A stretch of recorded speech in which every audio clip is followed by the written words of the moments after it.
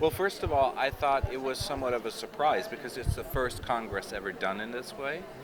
Um, I wasn't exactly sure what to expect, but I'm super pleasantly surprised because it's actually the Congress as such um, integrates, combines different subjects with one another. So it's not only about getting details or getting facts about something, it's actually about what in English you call connecting the dots. You get a true connection in between different fields, so I'm super surprised.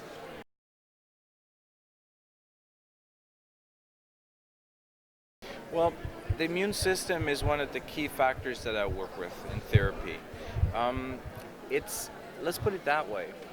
We're faced with a modern society, with modern times, and which has led to a whole lot of different changes. I mean, for the last 150 years, maybe roughly, we've introduced electrical light. We got independent from daytime rhythms. We've introduced processed food. We've bred we bred plants to get different features, and in fact, we eat certain plants specifically, and others were pretty much forgotten, like old cereal forms. So there are quite many factors that have changed. We've introduced chemical substances. We've introduced toxins. A lot of toxins like heavy metals, they were there before, but they have never been as concentrated, therefore as exposed to people. So there are many factors that the immune system is challenged, but evolution needs not hundreds, needs thousands of years to adapt in its metabolism and its enzyme system to cope with these new challenges. So the idea is to work with the immune system to rebalance again, and at the same time to take away some of those loads, some of those burdens away from the people, out of their organism, to get back into track again.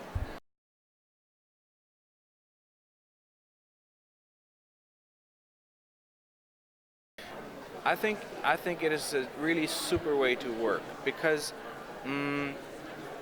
using these so-called cytokines, which are fragments of information, that is the language the immune system talks with each other.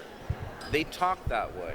Now, if you use these substances, actually you speak their language. They can direct that, they can comprehend, they can understand that directly.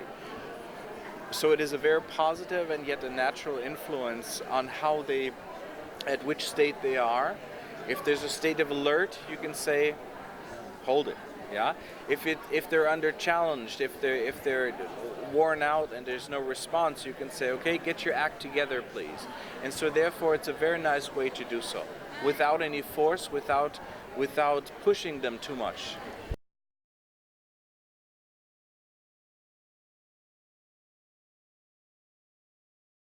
Well, actually, that is not a proven statement. It's my statement.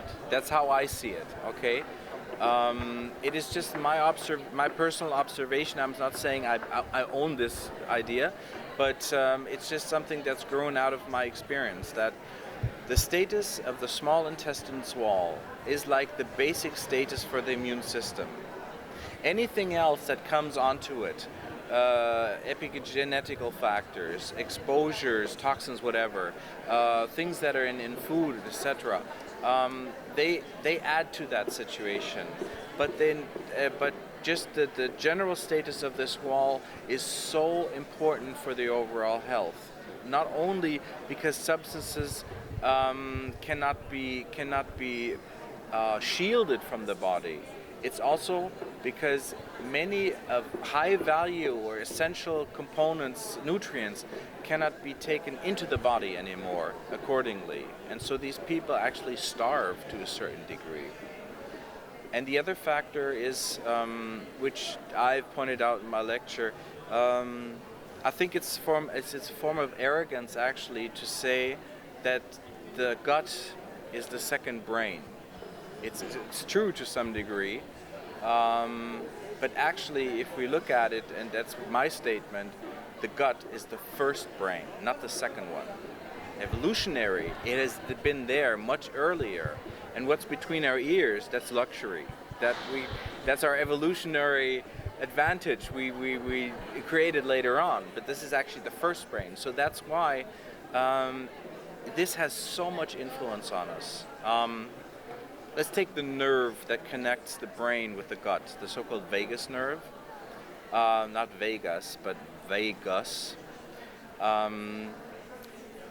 If you take the signals in there, actually only 10% go from the brain to the gut. 90% go from the gut to the brain. So the question is, who controls who? So that's an entire difference there.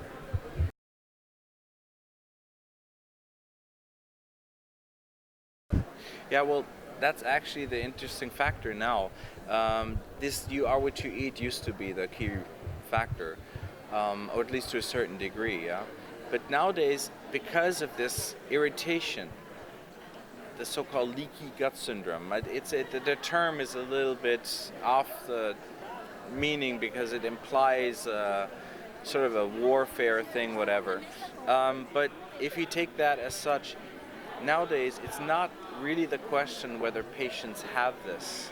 The question is to which degree, because almost anyone has some form of irritation in the small intestine because of food additives, preservatives, because of toxins, because of basically many factors, including stress. So there are many factors here, and yes, you are what you resorb, and that's true then for people with chronic fatigue syndrome, with fibromyalgia, with these sort of factors.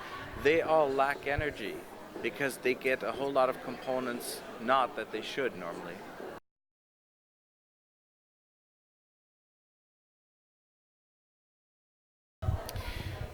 If someone is susceptible to certain nutrients, if someone has like a reaction towards cow milk protein, towards gluten, and others, then of course what you eat does have an influence on your immune system.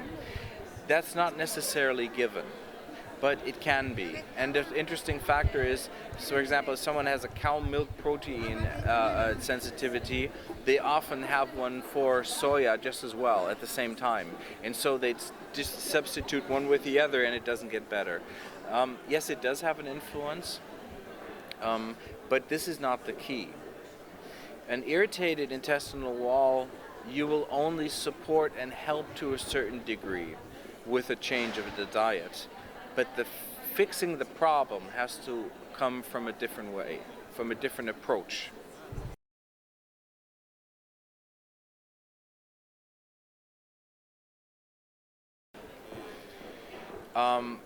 If you take the books, autoimmune diseases, they fall from the sky.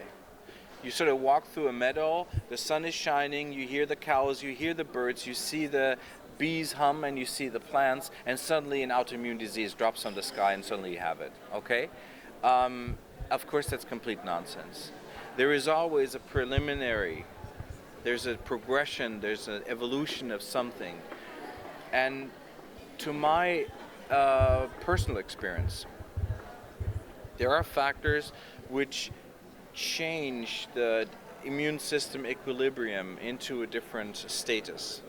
Chronic inflammations, certain parasites, certain attitudes. The emotions have an enormous effect on the immune system. There's probably no organ in the body which reacts as directly as the immune system to emotions. So basically, you have a destabilized state. And then this point of no return comes at a certain point. And then also your,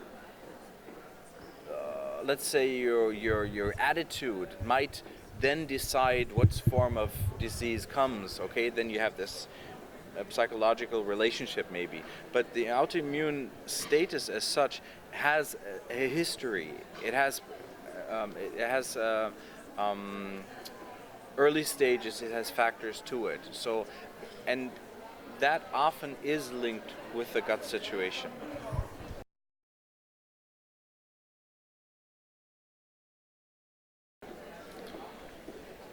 How to preserve the mucosa wall? Well, I wish there was an easy answer on that one.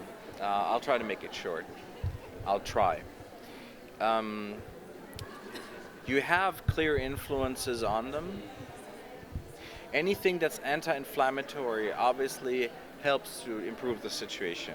So I'm not only talking about chemical substances. You can just as well use natural substances which partially have a similar effect.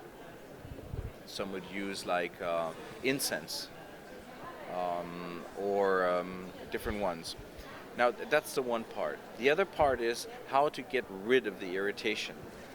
And the substance I personally use here is a ground volcanic stone, which has the ability to bind histamine. And histamine is not only the mediator for allergy, it's also one of the main mediators for inflammation. So it basically sucks out the inflammation out of the wall. I use an anti-inflammatory substance called olive leaf extract, which is very potent in reducing inflammations. And then I also use either bacteria or certain metabolites to improve the overall situation. And with the combination of these three, which by now has been named after me, you can really pull out the irritation within the course of a few months. So it doesn't only get better, most often it ceases completely. And then you have a different situation again.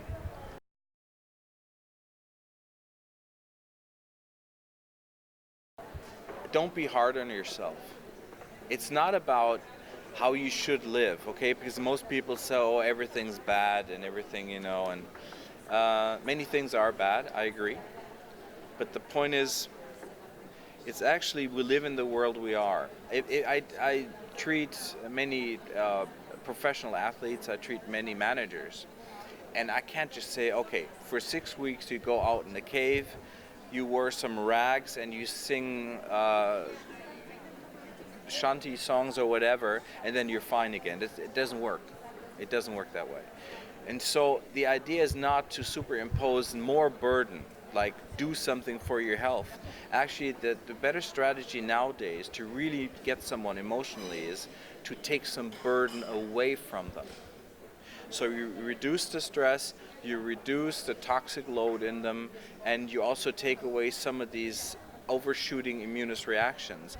That works, because that's a direct help in their life situation.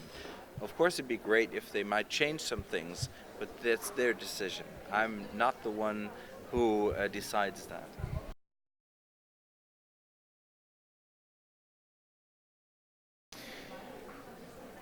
Currently, I teach a lot about this intestinal wall situation, and there are some interesting substances which might also help in this vicinity.